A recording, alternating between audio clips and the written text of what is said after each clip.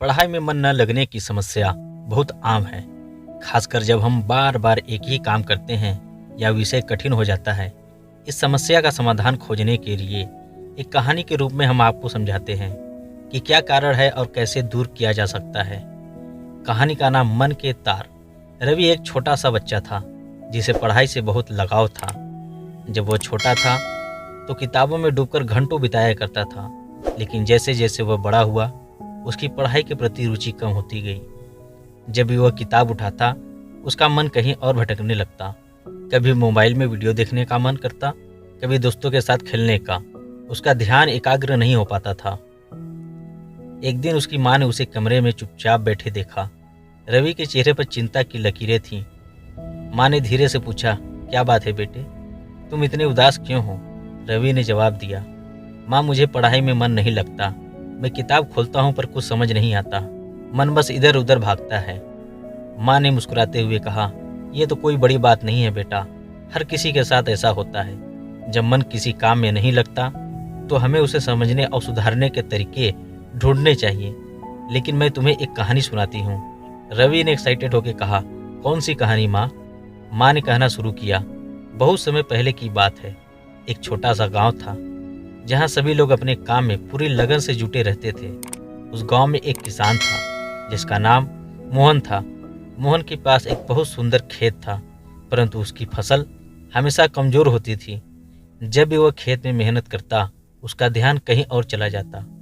कभी वह सोचता आज कितनी गर्मी है, तो कभी कितने बादल छाए हुए हैं। वह ठीक से काम नहीं कर पाता था और उसकी फसल खराब हो जाती थी। एक दिन एक बुद्धिमान साधु गांव में आया। मोहन ने साधु से अपनी समस्या बताई और कहा, मुझे खेत में मन नहीं लगता। मैं मेहनत तो करता हूँ पर ध्यान नहीं रहता। साधु ने मुस्कुराते हुए कहा, यह तो बड़ी आम समस्या है। तुम जब भी खेत में काम करो अपने मन को पूरी तरह से उस काम में लगाओ। ध्यान भटकेगा तो उसे प्यार से वापस काम पर लगाओ। धीरे धीरे तुम्हारा मन काम में रम जाएगा। साधु की यह बात सुनकर मोहन ने उसे अपनाया और हर दिन ध्यान लगाकर काम करने लगा। कुछ समय बाद उसकी फसल लहराने लगी। वह बहुत खुश था क्योंकि अब उसे अपने काम में आनंद आने लगा था। रवि ध्यान से कहानी सुन रहा था। उसकी माँ ने उसे समझाया, रवि जिस तरह मोहन ने अपने काम में ध्यान केंद्रित किया उसी तरह तुम्हें भी अपनी पढ़ाई में मन लगाना होगा। जब भी तुम्हारा ध्यान भटके उसे वापस लाने की कोशिश करो और धीरे धीरे तुम्हारा मन भी पढ़ाई में लगने लगेगा। रवि ने अपनी माँ की बातों पर अमल करना शुरू किया। जब भी वह पढ़ाई करने बैठता उसका ध्यान भटकता। वह खुद को याद दिलाता कि उसे ध्यान केंद्रित करना है। शुरू में यह उसके लिए कठिन था, लेकिन धीरे धीरे उसने इसमें महारत हासिल कर ली। वह पढ़ाई के छोटे छोटे किस्सों में बांटकर करता, जिससे वह बोर नहीं होता था। बीच बीच में वह आराम भी करता था, जिससे उसका दिमाग ताजगी महसूस करता था।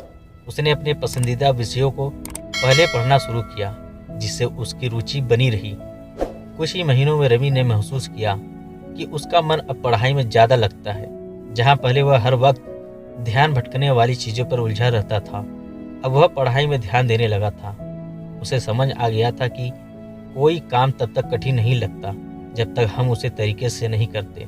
जैसे ही उसने ध्यान और अनुशासन को अपनाया, पढ़ाई उसके लिए आसान और मज़ेदार हो गई। इस कहानी से रवि ने सीखा कि ध्यान केंद्रित करना और खुद पर भरोसा करना बहुत ज़रूरी है। यदि हम सही तरीके से काम करते हैं और अपनी समस्याओं को समझकर उन्हें सुलझाने की कोशिश करते हैं तो हम सफलता जरूर हासिल कर लेते हैं। रवि की तरह हर किसी के जीवन में कभी न कभी ऐसा समय आता है जब पढ़ाई या किसी काम में मन नहीं लगता। उसका मतलब यह नहीं है कि हम कमज़ोर हैं या कुछ गलत कर रहे हैं। इसका समाधान अनुशासन, सही तरीके से काम करना और धैर्य रखना। जब हम छोटे छोटे कदम लेकर आगे बढ़ते हैं तो धीरे धीरे हमारा मन खुद ब खुद काम में लगने लगता है।